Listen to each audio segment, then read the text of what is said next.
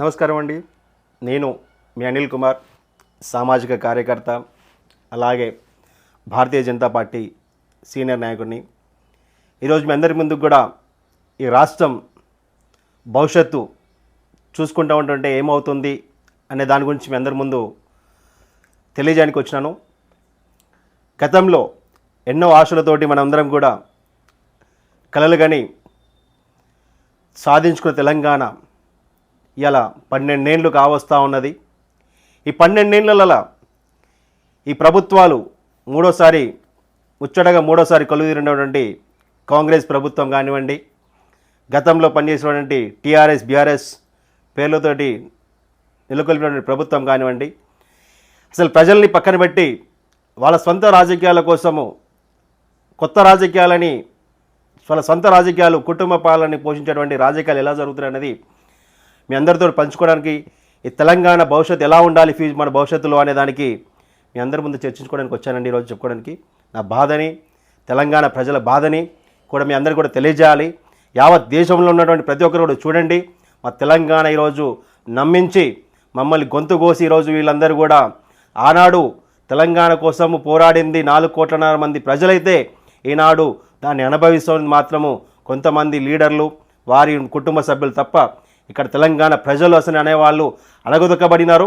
చరిత్రలో తీసుకుంటూ ఉంటుంటే తెలంగాణ గురించి ఎంత యుద్ధమాలు జరిగినాయి, నిజాం పాలన మీద కానివ్వండి, ఆనాడు ఉమ్మడి ఆంధ్రప్రదేశ్ మీద కానివ్వండి, ఇలా చెప్పుకుంటూ పోతుంటే ఎంతోమంది బలిదానాలు చేసుకున్న తర్వాత ఏర్పడ్డ తెలంగాణ ఇలా ఈరోజు కళలు సాకారం చేసుకోవడానికి ప్రయత్నం చేస్తూ ఉంటుంటే ప్రజల్ని ఇంకొక 50 ఏళ్ళు వెనక్కి నెట్టేసేటువంటి పరిస్థితి ఈరోజు తెలంగాణలో కనిపిస్తూ ఉన్నది. ఈరోజు 2014లో గతంలో పనిచేసిన ముఖ్యమంత్రి కేసీఆర్ గారు ఎంతో నమ్మించి నేను తెలంగాణ కొట్లాడి తెచ్చినా అని చెప్పేసి వారి గలం విప్పిన నేను తెలంగాణ సాధించుకున్నాం, బంగారు తెలంగాణ చేస్తానని చెప్పేసి అప్పుల కుప్పని చేసినటువంటి ముఖ్యమంత్రిగా ఘనత సాధించుకున్న తెలంగాణలో.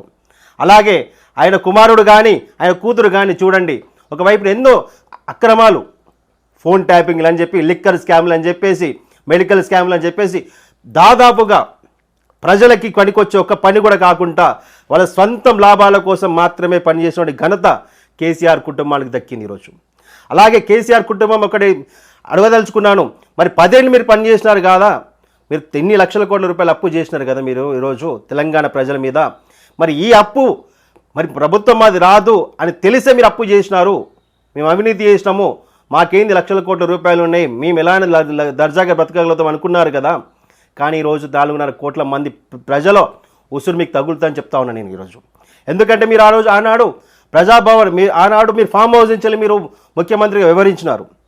ఒకనాడు కూడా ప్రజల ముందుకు వచ్చి అసలు ఏం జరుగుతుంది రాష్ట్రంలో, ప్రజలు తెలంగాణ ఏం కోరుకున్నారు, ఉద్యోగ నోటిఫికేషన్ ఇవ్వకపోతే ఆనాడు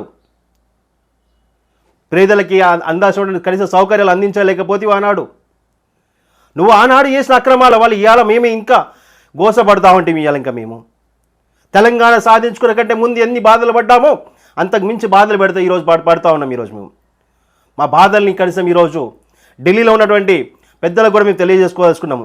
సార్ ఈరోజు ఇక్కడ ఉన్నటువంటి పరిస్థితి ప్రభావాలు ఏవైతే ఉన్నాయో తీసుకుంటూ ఉంటుంటే ఇక్కడ అవినీతి పాలన జరుగుతుంది సార్. ఇక్కడ మా రాష్ట్రాన్ని కాపాడండి, మమ్మల్ని కాపాడండి, ఈ అవినీతి పాలన అంతం చేసి ప్రజలకి అసలు ఎలక్షన్ కమిషన్ ఆఫ్ ఇండియన్ కూడా మీరు కనీసం వాళ్ళని చర్యలు తీసుకునే విధంగా మీరు చెప్పండి. ఎందుకంటే ఎలక్షన్ కమిషన్ ఆఫ్ ఇండియన్ ఎందుకు చర్యలు తీసుకోవాలని మధ్యలో చెప్పిన విషయం ఏంటంటే, ఒక మంత్రి 70 కోట్ల రూపాయలు ఖర్చు పెట్టినా అని చెప్పేసి మీడియా ముఖంగా తెలియజేసినాడు. ఎలక్షన్ కోసము 100 కోట్లు ఖర్చు పెట్టని తెలియజేసినాడు సార్. మరి 100 కోట్లు ఖర్చు పెడితే వాళ్ళు ఈరోజు ఎన్ని వందల కోట్ల రూపాయలు, ఎన్ని వేల కోట్ల రూపాయలు వాళ్ళు స్కామ్ చేయాలి ఇక్కడ. ఇది గ్రహించలేకపోతున్నాం తెలంగాణ ప్రజలారా. మనం ఒకసారి ఆలోచించండి. మనం ఎవరిని ఎన్నుకున్నామో మన కోసం మంచి చేసే వాళ్ళం కాదు, వాళ్ళకి మంచి చేసుకోవడానికి మన భవిష్యత్తు తాకట్టు పెట్టి వాళ్ళు ఎంచుకున్నటువంటి పరిస్థితి ఈరోజు మన తెలంగాణలో. అలా చూసుకుంటే తెలంగాణలో ఎలా రాజకీయాలు అంటే ప్రతిపక్ష పార్టీ కానివ్వండి, అంటే ప్రభుత్వాన్ని కొలిపిన వాళ్ళు కానివ్వండి, వాళ్ళంతా ఒకటే. వీళ్ళని వాళ్ళు కాలు కాపాడుకుంటారు, వాళ్ళని వీళ్ళు కాపాడుకుంటారు. కానీ ప్రజల ముందుకు వచ్చినాక మాత్రం ఒక నాటకీయమైనటువంటి రాజకీయ పరిమాణాల మధ్య దూషించుకోవడం జరుగుతూ ఉంటుంది మిత్రులారా. దాన్ని మనందరం కూడా ప్రోత్సహించకూడదు. ఎందుకంటే ఇక్కడ చూసుకుంటున్నాం మనం, ఇక్కడ ఇటు బీఆర్ఎస్ కానీ కాంగ్రెస్ కానీ రెండు కూడా ఒకటే. సౌదీ తల్లి ప్రేమలు ఉంటాయి వీళ్ళిద్దరికి కూడా. ఆనాడు ముఖ్యమంత్రి గారు చిత్తశుద్ధి ఉంటే మీకు దళితుని ముఖ్యమంత్రి చేస్తా అని చెప్పినావు కదా, 2 సార్లు మీరే ముఖ్యమంత్రి చేసినారు. మళ్ళీ ఇప్పటికైనా మీ పార్టీలో మరి దళితులకు ఏం న్యాయం చేసినారో చెప్పండి. అలాగే సాధారణ ప్రజలకి మీరు ఏం చేసిళ్ళు? అసలు ఎంత బడ్జెట్ అప్పు ఉంది అసలు ఇక్కడ రాష్ట్రంలో అనేది మీరు ఎందుకు చెప్పలేకపోతా ఉన్నారు? లక్షల కోట్ల రూపాయలు అప్పు అంటున్నారు. మళ్ళీ ఎన్ని లక్షల కోట్ల రూపాయలు? బహిరంగ తెలంగాణ ప్రజల వాస్తవాలు చెప్పాలి కదా మీరు. తెలంగాణ ప్రజల సొమ్ము కదా ఇదంతా, మీ సొత్తు కాదు కదా, మీ ఇంట్లోకి వెళ్ళి పెట్టిన డబ్బులు కాదు కదా, మీ ఆస్తులు కాదు కదా. తెలంగాణ ప్రజలకు చెప్పమన్నది. తెలంగాణ ప్రజలకు చెప్పండి ఎంత అప్పు ఉందో.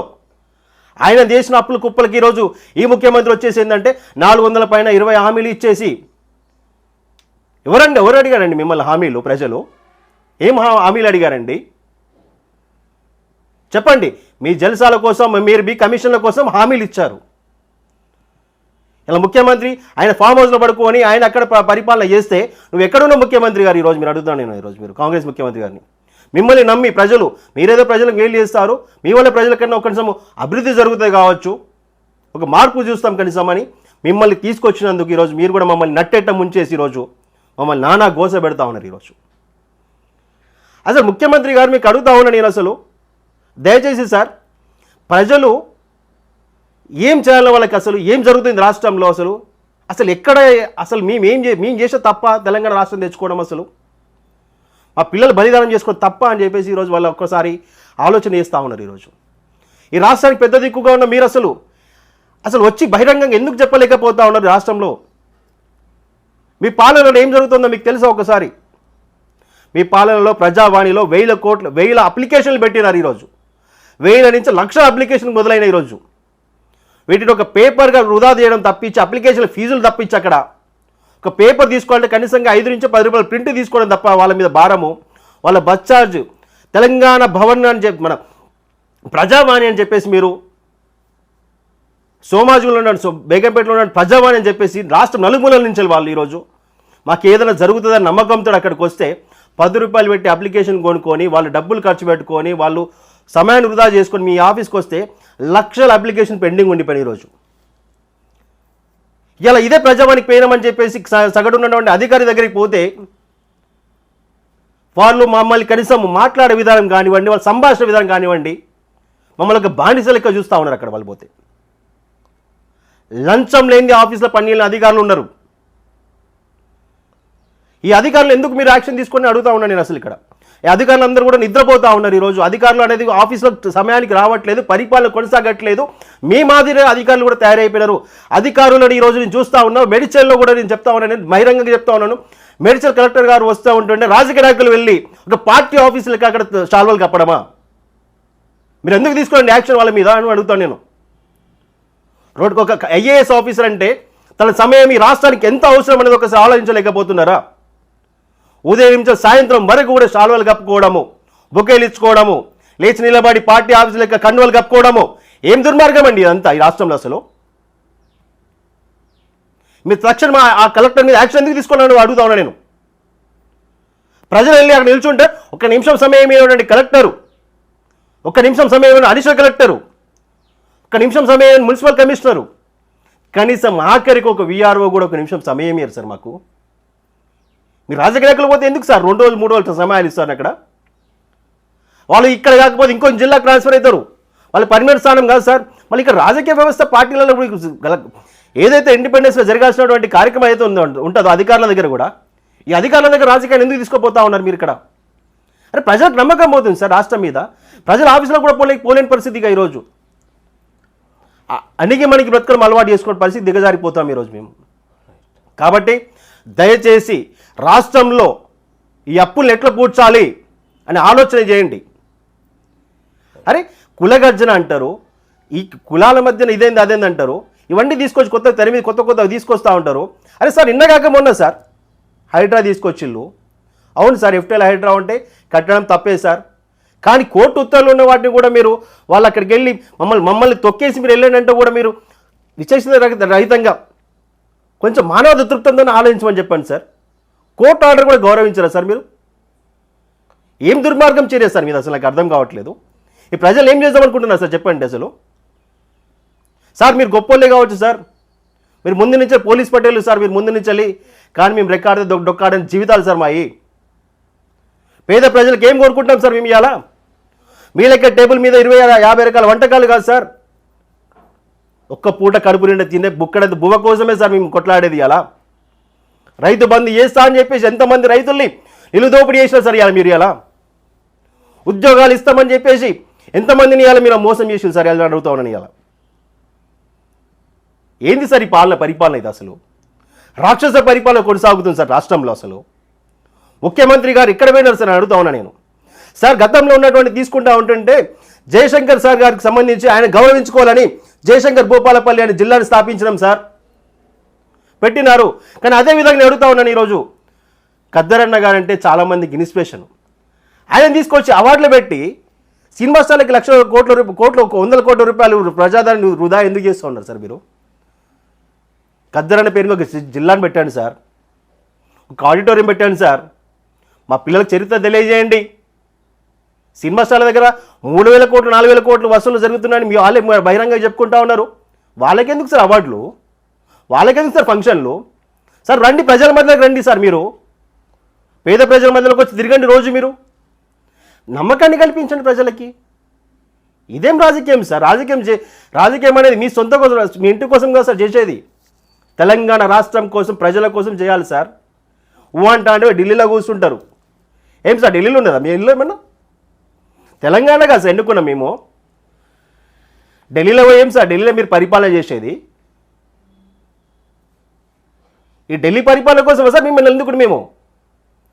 అరే మా రాష్ట్రం మాకు కావాలి, మా పరిపాలన మేము చేసుకోవాలి, మా నీళ్లు, మా నిధులు, మా నియామకాలు మాకు కావాలని కొట్లాడి తెచ్చుకున్నాం సార్ మేము తెలంగాణ. అలా మీరేం సార్ అంటారు ఢిల్లీకి పోతారు?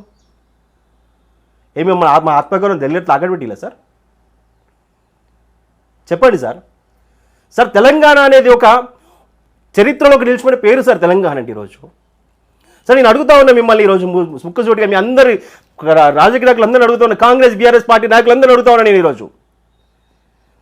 ఇలా ఉద్యమం చేసి ఈరోజు తెలంగాణ కోసము వాళ్ళ కుటుంబంలో ఈరోజు వాళ్ళ భవిష్యత్తు పొడగొట్టినటువంటి నాయకులు ఉన్నారా మీ పార్టీలలో?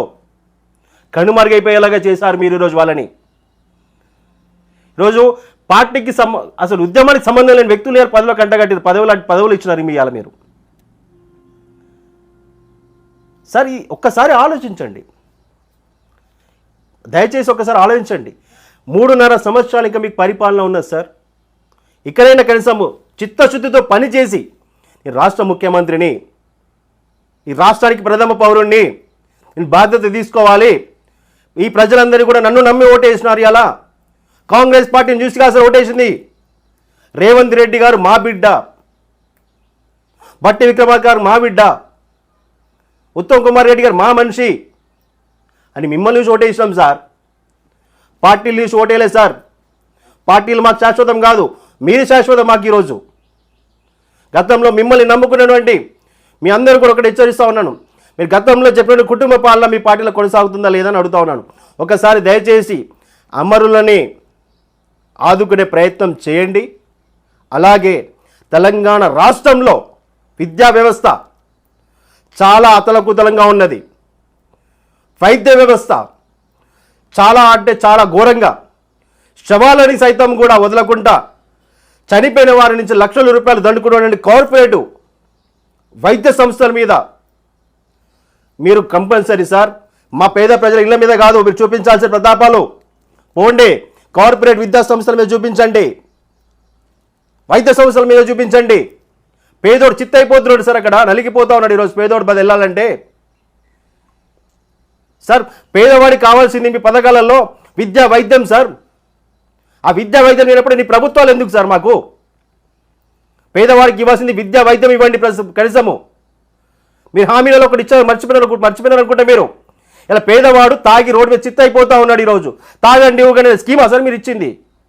పర్మిట్ రూమ్లు పర్మిట్ రూమ్లు ఎత్తేస్తామని చెప్పి గతం మీరు చెప్పారు. మీరు ఎక్కడ పోయింది సార్ మీ పర్మిట్ రూమ్లు ఎత్తేసేది? ఇంకా 16 నెలలు అయితే ఇంకా కనిపించట్లేదు సార్. 17 నెలలు అయితే మీ పర్మిట్ రూమ్లు ఇంకా మీకు ఇంకెప్పుడు ఎత్తేస్తారు సార్ పర్మిట్ రూమ్లో? ఊర్లలో పోతే ఉంటుంటే బెల్ట్ షాప్ల పేరు మీద అధిక రేట్లతోటి కల్తీ మధ్య మీర్లై పారుతూ ఉన్నది. అక్కడ తెలంగాణలో ప్రాణాలు పోతూ ఉన్నాయి సార్. కనీసం ఇప్పటికైనా కనీసం మీరు మేల్కొని ఈ రాష్ట్రంలో కావాల్సింది విద్య వైద్యం అని గుర్తుపెట్టుకోండి సార్. ఈ రెండింటి మీద ప్రజలందరూ కూడా చాలా దారుణంగా పరిస్థితులు, లక్షల రూపాయలు వసూలు చేసినటువంటి విద్యా సంస్థ, లక్షల రూపాయలు వసూలు చేసినటువంటి వైద్యం, ఈ రెండింటిని కరెక్ట్ నాణ్యత ఇవ్వండి సార్. ఇది నాణ్యతకి ఇస్తేనే మేము ప్రజలందరూ కూడా చైతన్యవంతమై మీ పథకాల మీద ఆశపడ్డారు. ఎప్పుడు కూడా 420 కాదు 418 మైనస్ చేసుకోండి, రెండే ఇవ్వండి. విద్యా వైద్యం సరైనది కలిగిలేని ఇవ్వండి. మీ ఆఫీసులో సమయానికి పనిచేసే విధంగా మీరు చర్యలు తీసుకోండి. ఆఫీసులకు జీతాలు ఇచ్చేది ఈ రాష్ట్ర ప్రభుత్వం కాదు, ఈ ప్రజల సొమ్ము ఆఫీసులు జీతాలు ఇచ్చేది. కాబట్టి ఈ ప్రజల సొమ్ము ఇచ్చేటువంటి ప్రజలే ఈ రాష్ట్రానికి ఓనర్లు. కాబట్టి ఆ ప్రజలకు గౌరవించమని చెప్పండి, నేర్చుకోమని చెప్పండి సార్. దయచేసి అందరూ కూడా ఇంకా చాలా విషయాలు చెప్పేది ఉంది, సమయం లేనందువలన నేను ఈరోజు తక్కువగా చెప్పినాను. మరొకసారి కూడా మీరు సమయం ఉన్నప్పుడు నేను ఖచ్చితంగా ఈ తెలంగాణ రాష్ట్రంలో ఇంకేం జరుగుతుందో కూడా ప్రతి ఒక్కటి కూడా నేను విశ్లేషణ చేసి ఖచ్చితంగా మీ అందరి ముందుకు సాక్ష్యాలతో సహా మళ్ళీ మరొకసారి మీ ముందుకు వస్తాను నేను.